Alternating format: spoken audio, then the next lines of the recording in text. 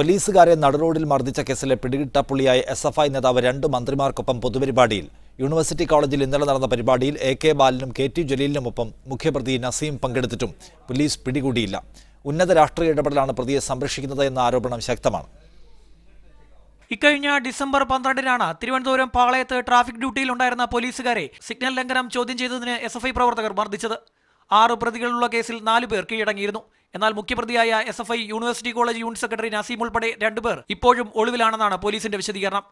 ഒളിവിലെന്ന് police പറയുന്ന നസീം പൊതുപരിപാടികളിൽ സജീവമാണ്. കഴിഞ്ഞ ദിവസം യൂണിവേഴ്സിറ്റി കോളേജിൽ നടന്ന പൊതുപരിപാടിയിൽ മന്ത്രിമാരുടെയും അവർക്ക് സുരക്ഷയൊരുക്കിയ പോലീസുകാരുടെയും ഇടയിൽ നസീം ഉണ്ടായിരുന്നു.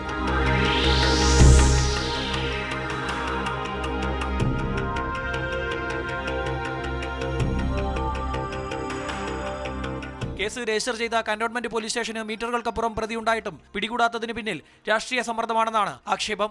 മീഡിയ 1 തിരുവനന്തപുരം.